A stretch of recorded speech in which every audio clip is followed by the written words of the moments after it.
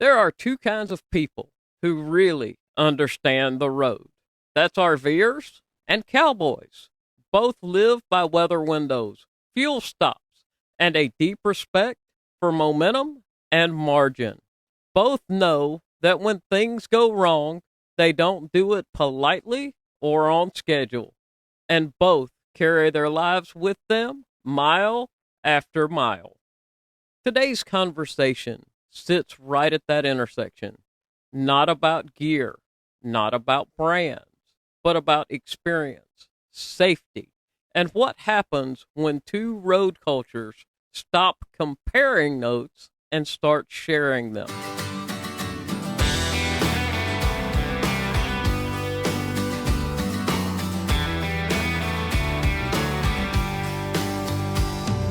The road and I have been like brothers with all the miles and time we spent together. Yeah, we've seen it all. We've both seen changes in our time, busted dreams and detour signs. We keep rolling on. Brother Highway, we've seen it all. Hey there, fellow wanderers, and welcome back to the Wandering Gypsy RV Life Podcast, where we talk travel, RV education, a few breakdowns, and a whole lot of belly laughs while rolling smooth down America's back roads. If you're new here, I'm your host, Stan Cromlish, full-time storyteller. Today's guest is someone who truly understands life measured in miles and weather windows. Chick Wilfong has spent decades roping, hauling, and living on the road, moving through seasons, towns, and long stretches of highway that don't care much about plans. This isn't a conversation about gear or brands. It's about experience, awareness, and what the road teaches you when you stay out there long enough. Hey, Chick, welcome to the Wandering Gypsy RV Life Podcast. I am so glad to have you. Thank you, Stan. I appreciate it. I'm glad to be here.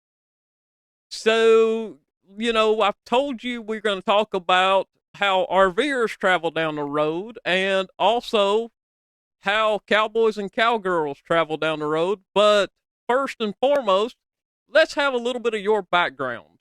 Chick. I was raised into a ranching and rodeo background. I mean, my dad was fifth generation rancher, and he roped and rode broncs, and so he rodeoed.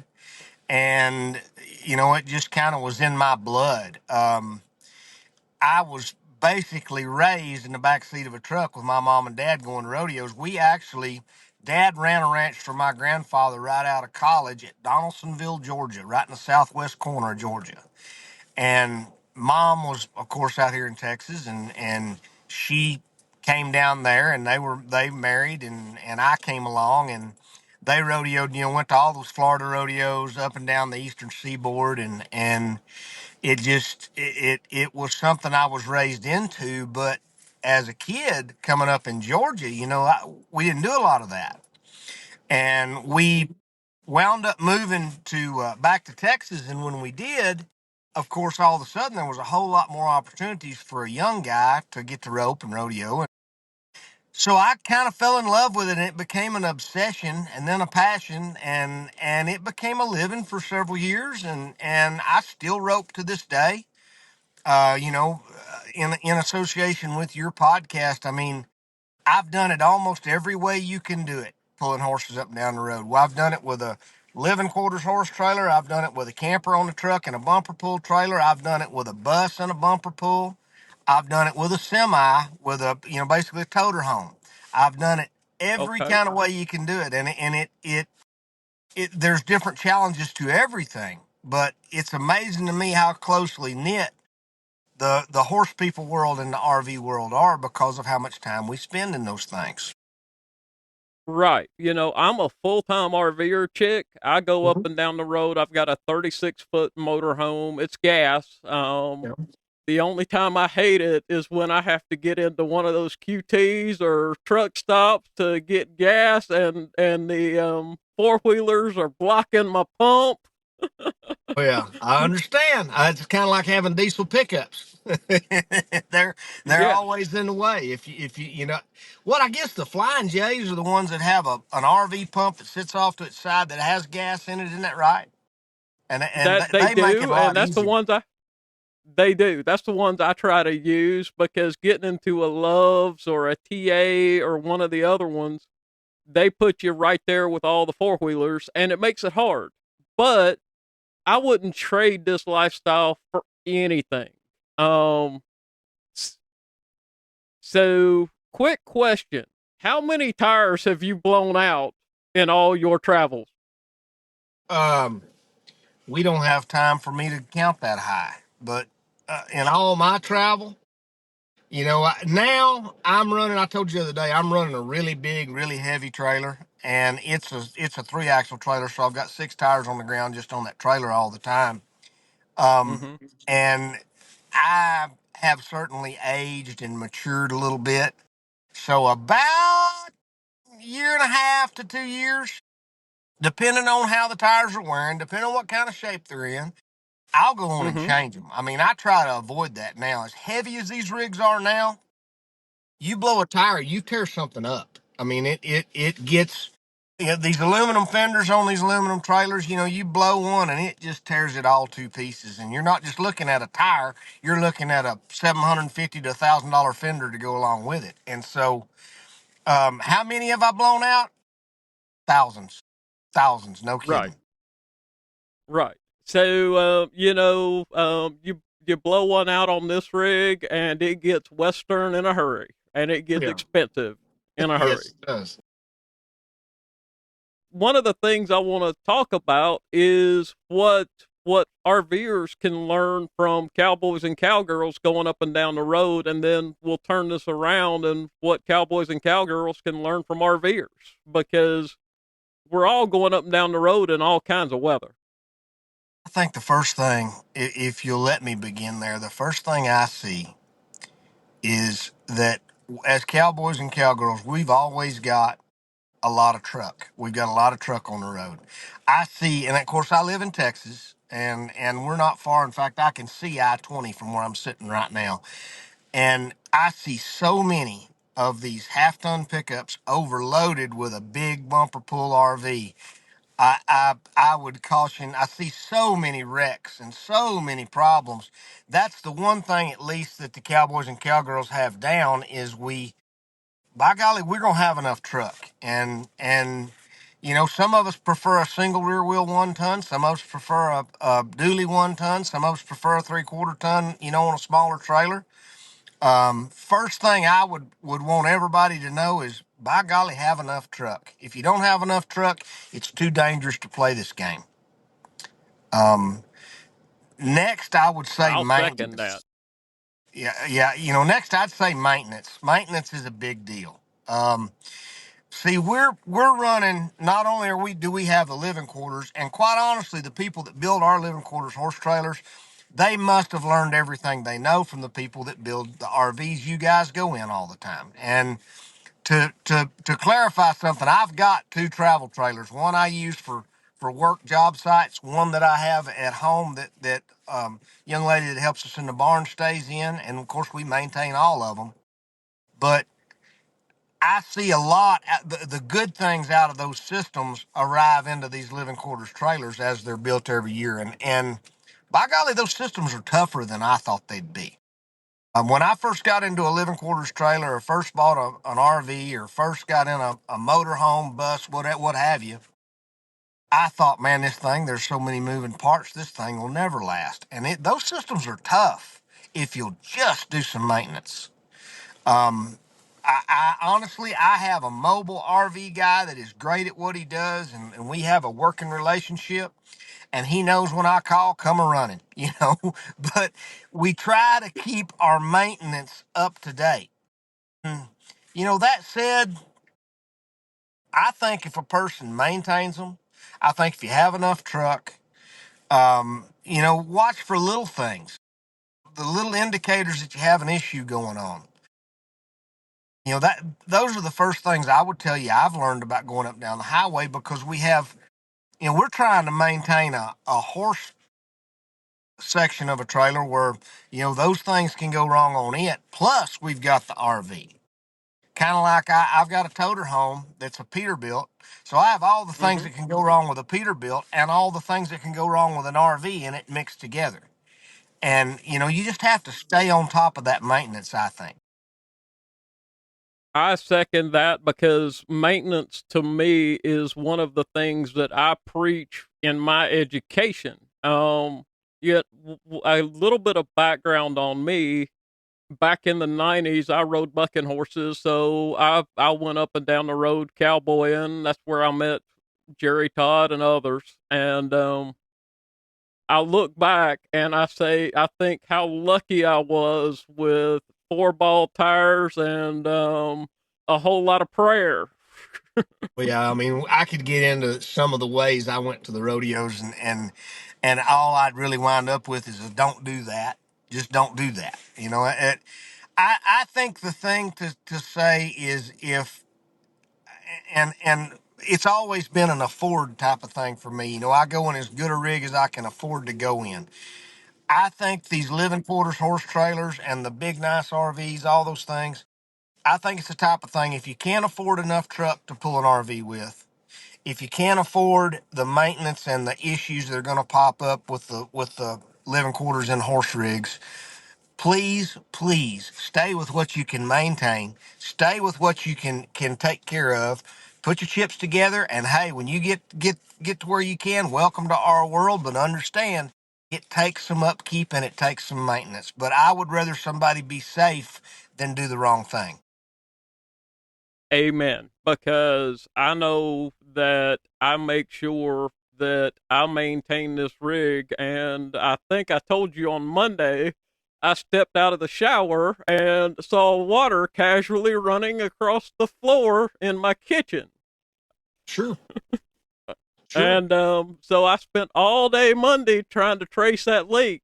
And I've got it band aided until I can get to Florida this weekend. And I've got a friend of mine who's going to fix it. But these things are going up and down the road. They're a moving earthquake. They're probably a Richter 7 earthquake. And stuff bounces, stuff moves, stuff makes a Well, mess. and everything. It doesn't matter if it's the type of rig I go in, the type of rig you go in. If they're not built with enough expansion, I mean, construction business taught me this. Things have got to be able to expand, and those RVs, that's what's happening. Is bumps in the road, twists and turns, all kinds of things. And, you're over there in Georgia. If you start my way, you're going to go through 3 different states with 3 different types of highways, and some of them aren't going to be great. And I, it's I-10 down in Louisiana is terrible, chick. well, it's not a bad deal if you don't, if you've got plenty of Dramamine for motion sickness. But other than that, it's not much fun. It is not much fun in my rig, I can tell you that, because I go down, Oh, even though I've got all the springs and all the shocks and everything right, it's still whoop, whoop, whoop. absolutely. And But we hate it because it jolts those horses. But if it's jolting those horses, you can bet it's jolting those living quarters too. And that expansion, I had one the other day in my big living quarters horse trailer. Same type deal. I noticed a leak running across the floor. Well, it's in that little chase up under the shower, and those things are not built really easy to get to anyway. As you well know. And as I and figured out, I got 3.5 inches and I could only use one hand. yeah, yeah, and for me it takes both hands, and I need 3.5 feet to work on plumbing. So I get it 100%. Right. So, I know we're not talking brands or anything, but how do you protect yourself going up and down the road? Do you use items like tire pressure monitoring systems on your tires? You asked me that the other day about those monitoring systems. Now my Peterbilt has them. Y- These Yep. living quarters trailers are not equipped with them. If they are, they're later model than what I'm pulling. These new ones, Mm-hmm. Stan, a new living quarters horse trailer costs more than my house and 45 acres. These things they come with it all now.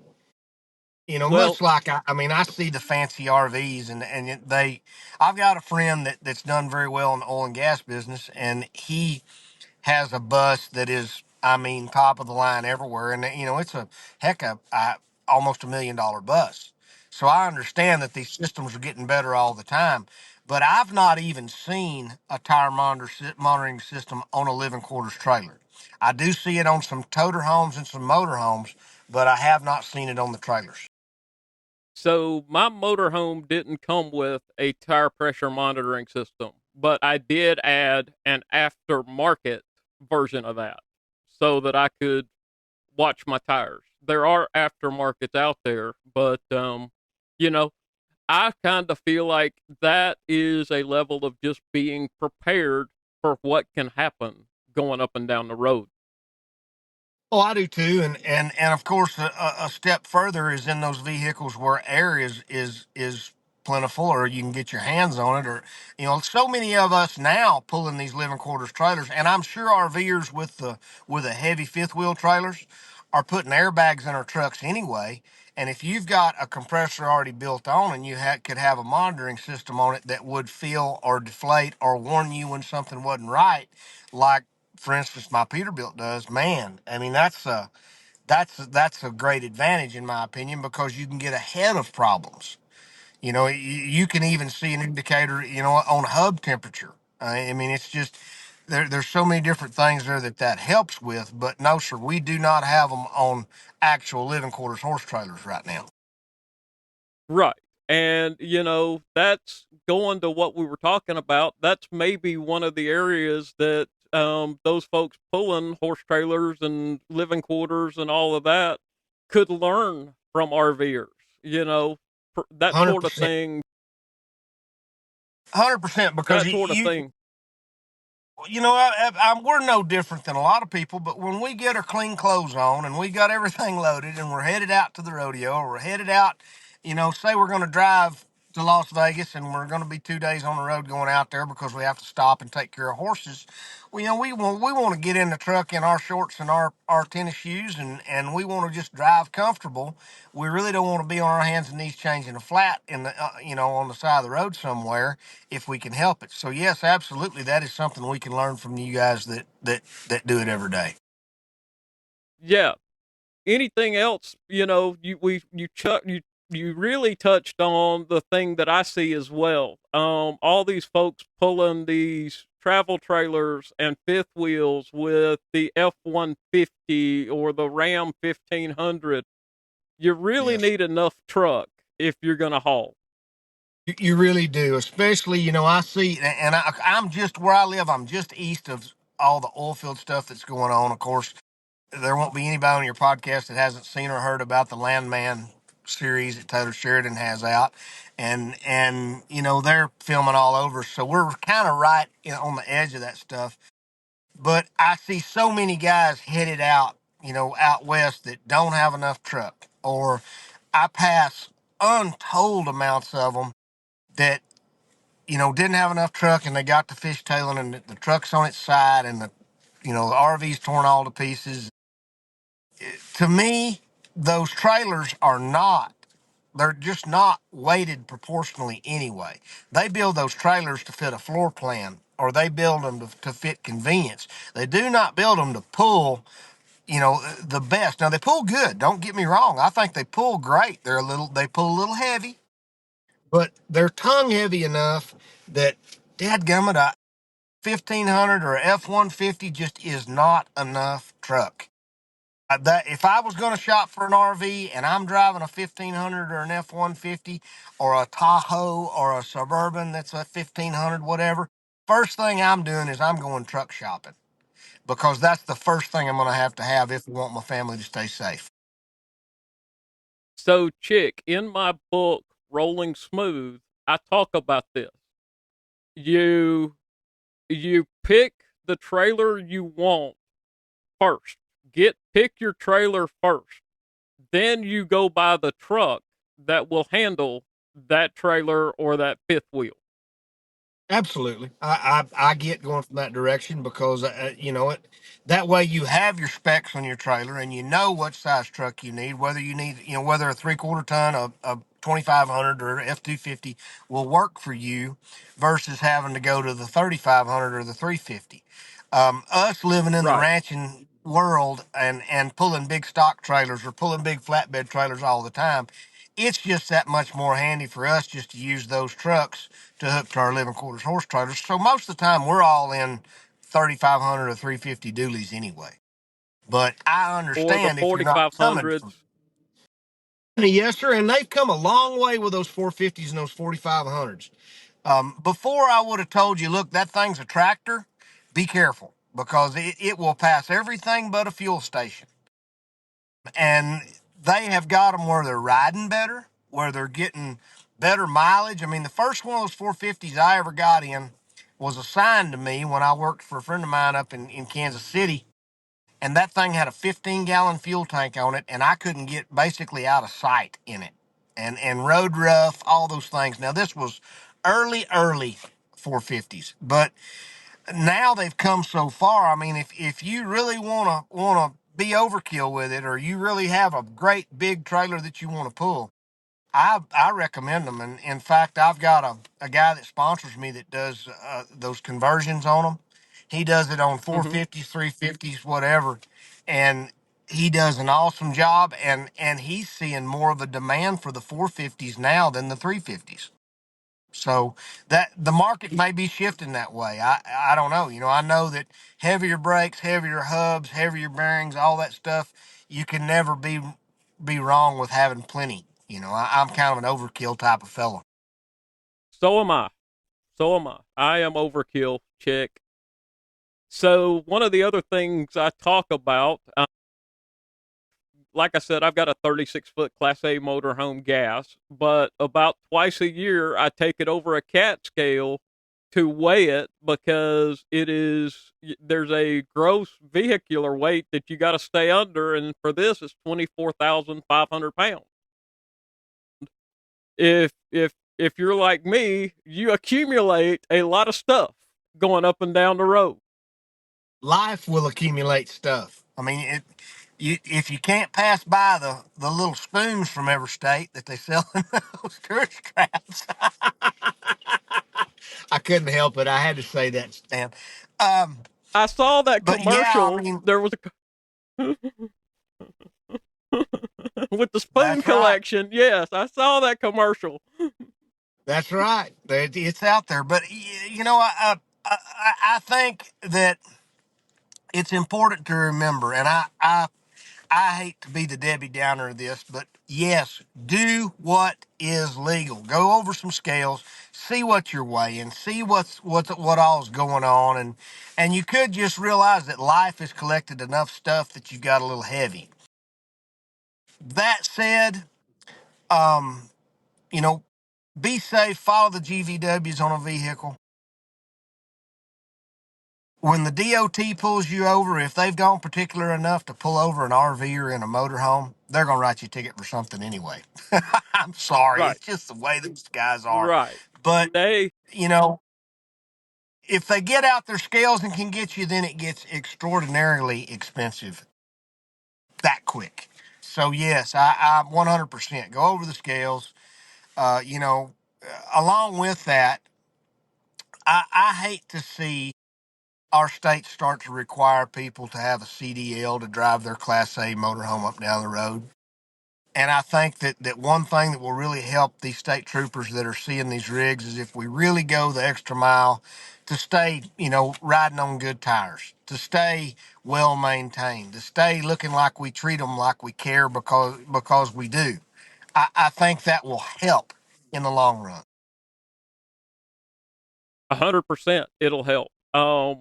My rig's a 16, 2016, and it's now 10 years old, chick. But it looks like it's 2022 or 2023 because I've kept it maintained. That's what, and you've seen it in RV parks. You've seen some of the rigs that people have. Yeah. And it gives good RVers and good cowboys and cowgirls a bad rap at times, quite frankly. It does, and if I had one piece of advice about that, is as it tears up, fix it, because before long that list is overwhelming. If you just let something go like that, it can get away from you, and that's what happens more often than not when you see one of these RVs or one of these horse trailers or whatever that's just run down. It just got away from them, and people can be overwhelmed by all the things it takes to fix. It's these things are moving targets, they're moving vehicles, and you're right, they're a rolling earthquake, and there will be things that tear up. That's just the way it is. Exactly. And for me, about once a year, I take the Tiffin to Red Bay, Alabama, which is the manufacturing plant and the service epicenter for Tiffin, and Mhm. get all the maintenance done once a year. I keep up with the oil changes. I keep up with this. I've got 4 slides in this thing, and slides are notorious for getting out of whack and off track. Yep, I've seen it happen myself. I had just it's a brand of trailers, but it's one of the better brands. I had a Bloomer that had a track slide instead of a hydraulic one, and that thing, if it got a little out of kilter, it had to go get somewhere to an RV repair guy, not a horse trailer repair guy, an RV repair guy, because they've seen those slides, and when something's out of kilter and something's out, the track's not running straight. I don't care what you do, you're going to have it fixed and fixed by somebody that knows what they're doing. Exactly. And, you know, that is so that begs this question, Chick, and that is, do cowboys and cowgirls understand living quarters? The living quarters is an RV, or do they just treat it as it's a utilitarian piece of equipment for them? It's both. Anymore, it is such an investment that you can't just treat it like it's a utilitarian, just another tool. Um, the main reason we travel like that is because we want to be close to our horses. If we didn't want to be close to our horses wherever they're at overnight, we can pull a lot cheaper trailer with a lot less truck and put our horse in a stall overnight, and we can go get a motel room. But I think more and more we're leaning toward, before when we'd buy those living quarters trailers, a lot of times an RV outfit would tell us, "Oh, we don't work on horse trailers," or a horse trailer outfit would say, "Oh, we don't know anything about that. That's RV problem." Now, especially out around where I live, you're seeing more and more of them say, "Oh yeah, you bet. We understand that system because that system, our manufacturer designed it.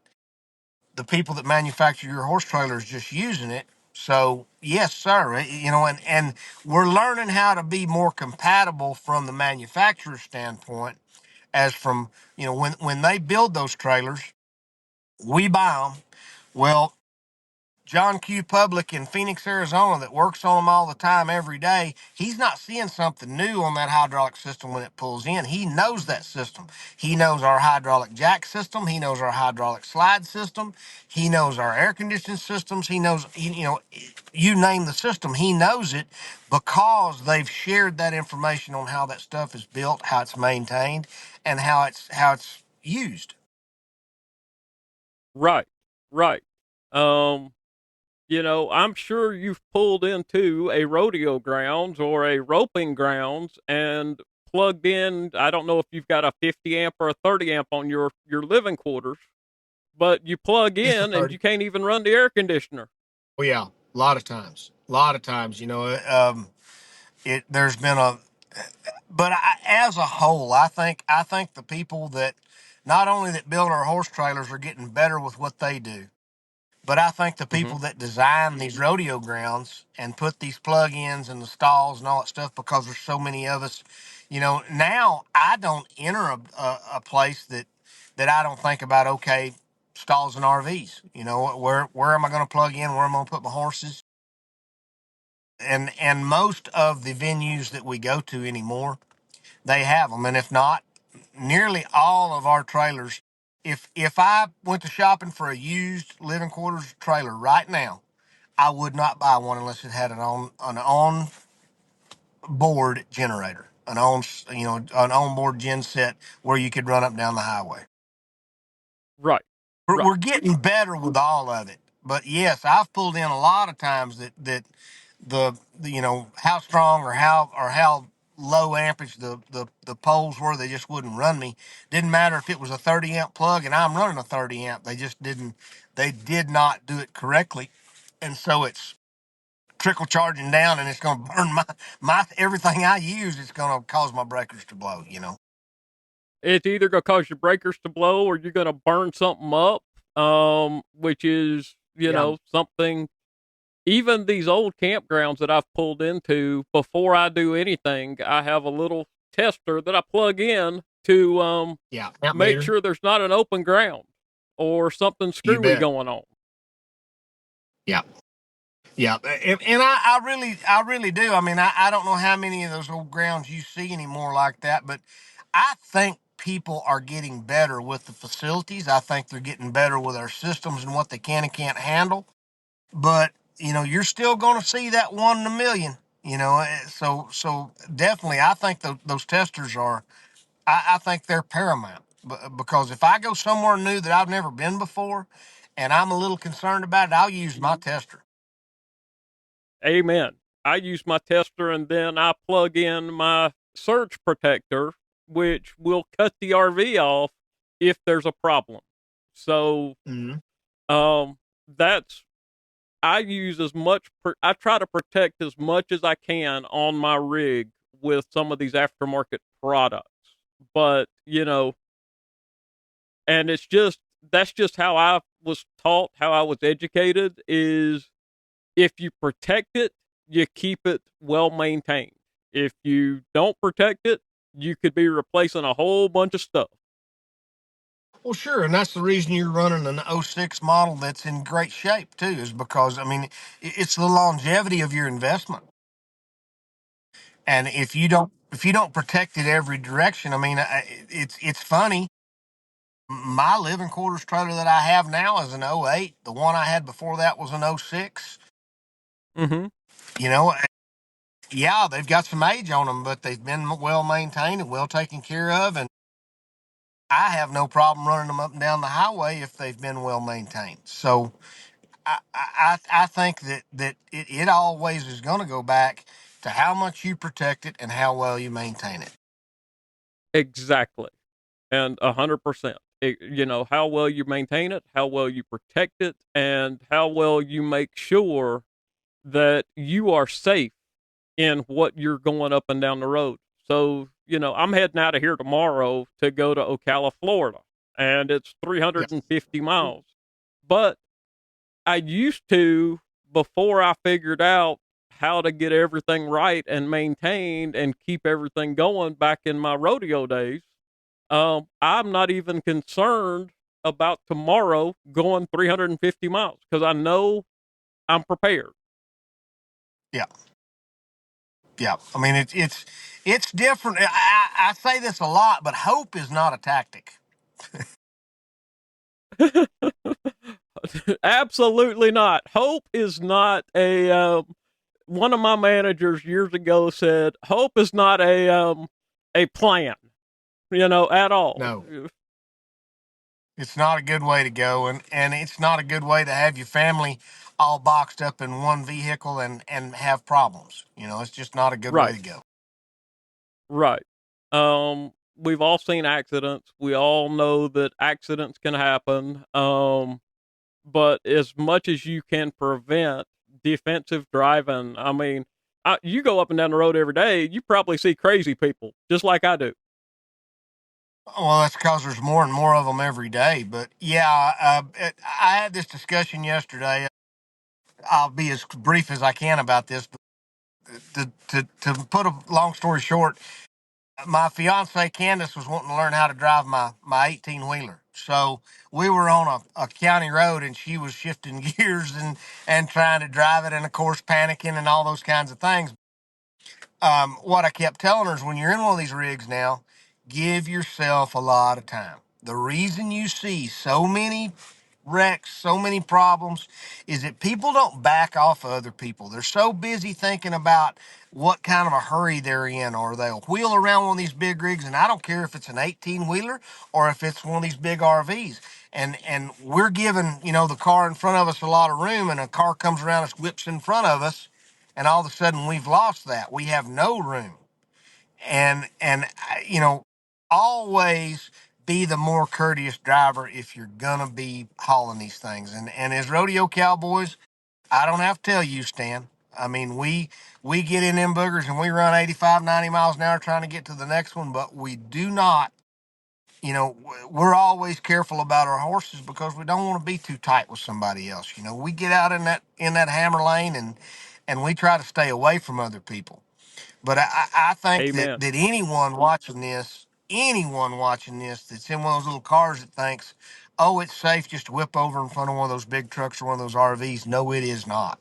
You just ensured that you put a vehicle three times of the weight of yours is most definitely in a spot to hit you, and most definitely cannot stop as fast as you can. I think that's one of the Absolutely most not. important things we could say. Yeah. Right. Absolutely. I mean, I know that to go, and I don't run 85, 90 in this rig. I run 65. And yes, I've had a lot of people give me a one finger salute because I'm running Oh 65. yeah. Yeah, oh yeah, But because you're running 65 and they run up on you. Yeah, I get it. yep, yep. But I want to, the tow bar, I'm towing a car. So the tow bar is rated at 65 miles an hour, towing my car. So I want to maintain the specs. I want to stay inside the specs. And I know from True, dude. 65 to 0, it takes a quarter mile from 65 to 0 Yep. when I slam on the brake. Yes, it does. Yes, it does. And if you go up in speed, it gets longer. If you go up in weight, it gets longer. I mean, to me, always knowing that you've given yourself more than enough room is that's just good, safe driving. That is defensive driving, and I'm always constantly looking for an out if something happens. I want to have an out Yeah, if something. I can't that's how preach we that were enough. raised.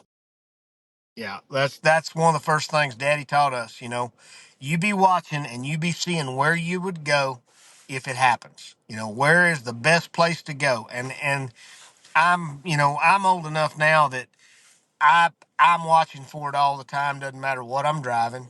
And we've been in some spots. Once at Vegas, once at Phoenix, once in Dallas Fort Worth just the other day, where you go over a hill and I'm back far enough from the traffic, not a problem, but we go over a rise and all of a sudden everything is dead still.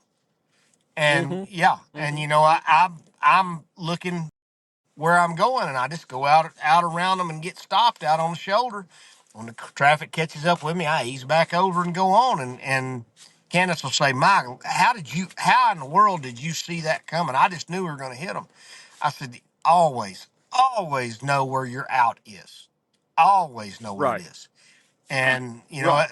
particularly over there where you're at today, there's so many of those little narrow roads in Georgia with a big deep ditch on each side. I mean, when it's like that, you have just got to give yourself a lot of room. Right. Right. And tomorrow morning when I get up and I head out, I got to get on Highway 94, which is about postage stamp wide. And the out is you just go ahead and hit a tree. That's the out because you can't do anything else on that narrow road. Thankfully, it's only about 9 miles until I get on 231 and can get on. That's a nice 4-lane U.S. highway. But I'm always looking for my outs. Yeah. I'm always making sure I'm prepared for the trip. I you know run a checklist.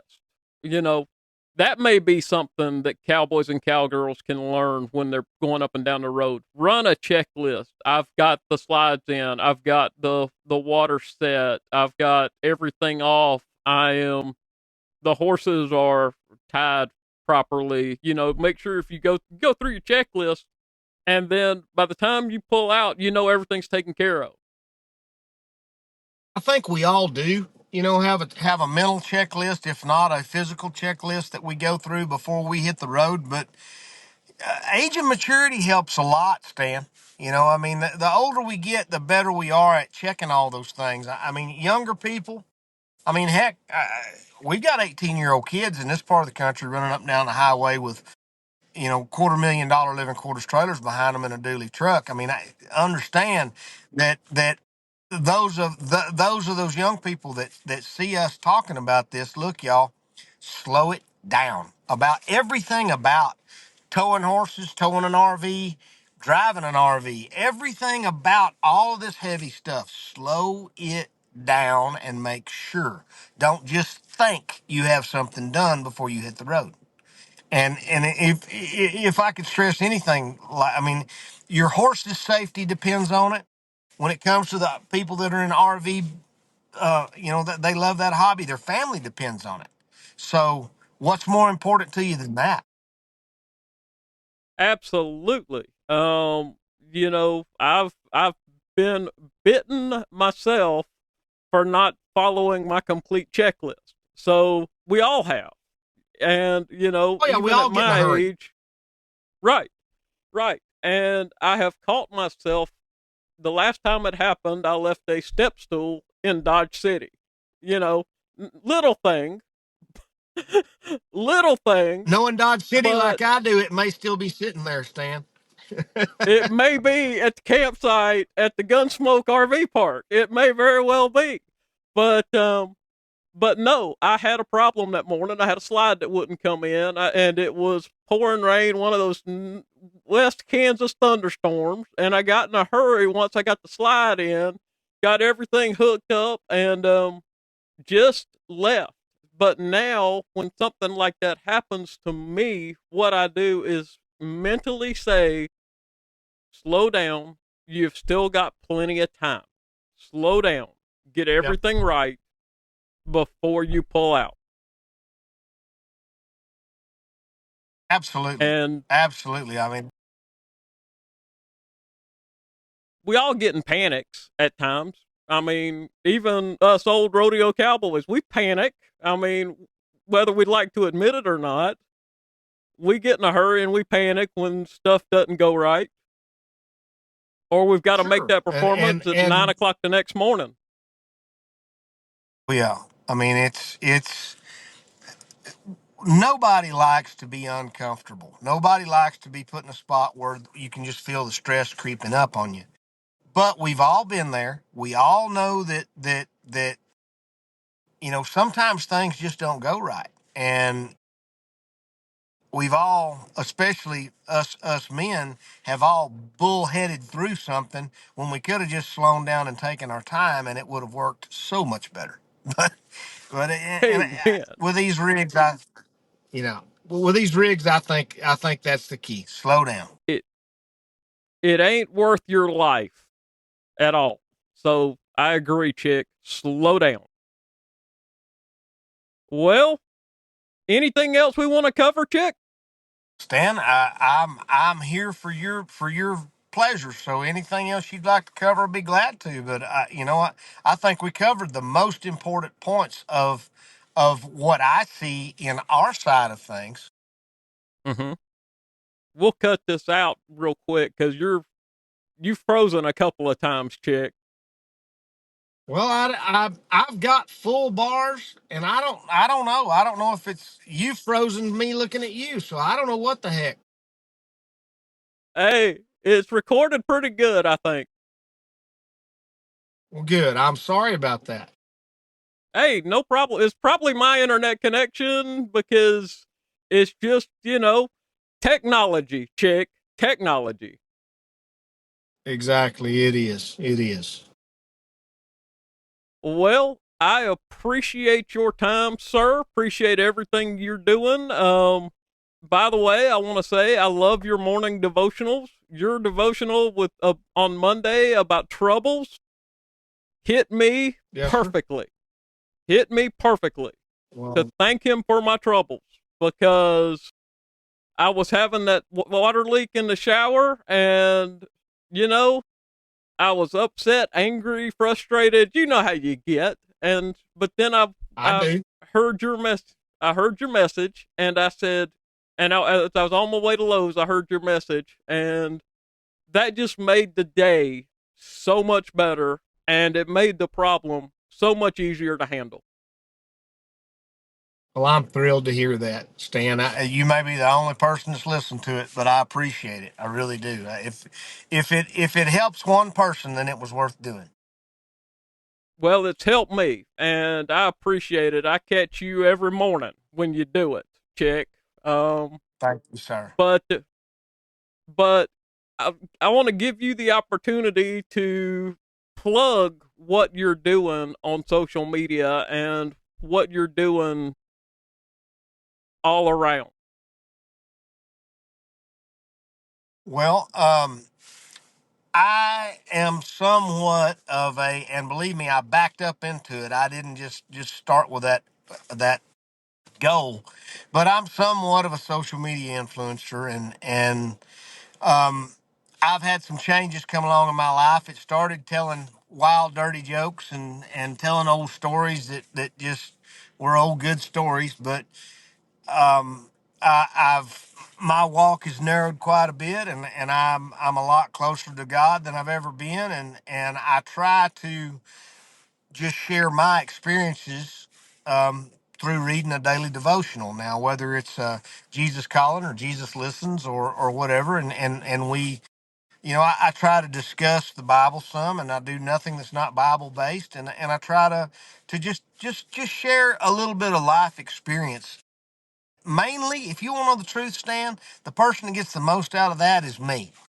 I'm held accountable to do that for the good Lord. He showed up for me in a lot of big, good ways. And now I'm held accountable by the public that like to watch my stuff.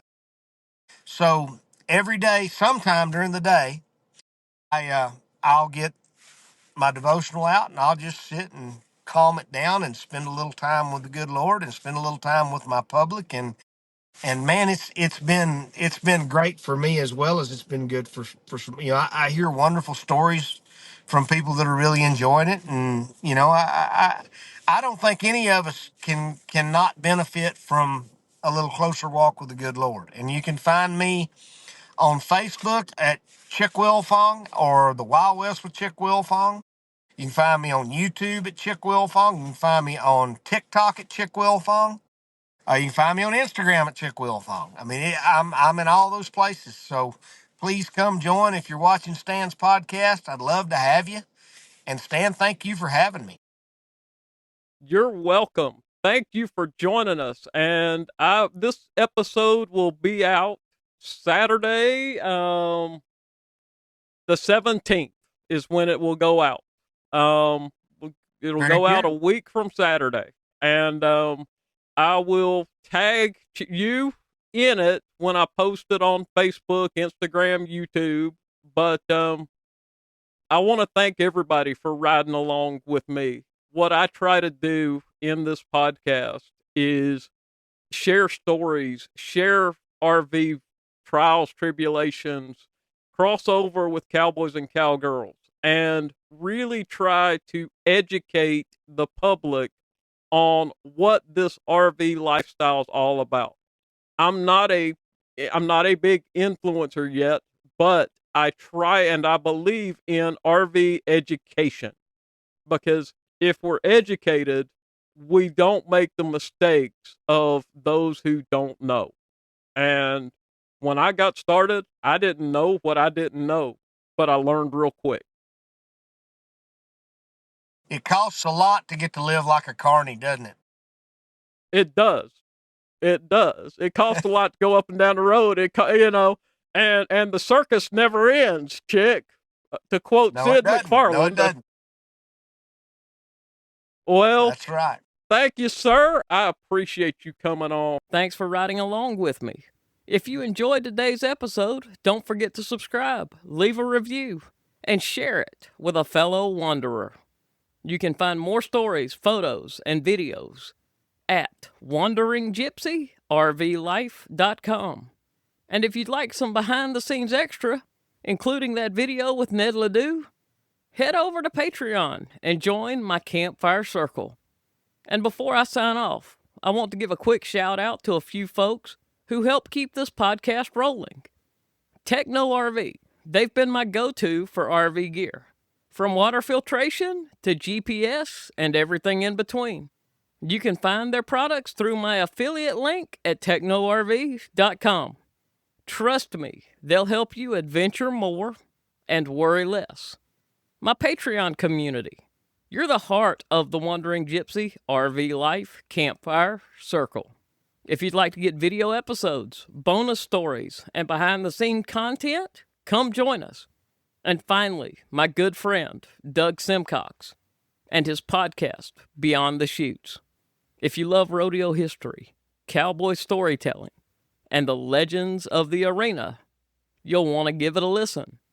Doug brings the past to life in a way that makes you feel like you're right there behind the chutes. Until next time, keep your rig rolling smooth, keep your coffee hot, and remember, sometimes the best roads are the ones the GPS won't even show you.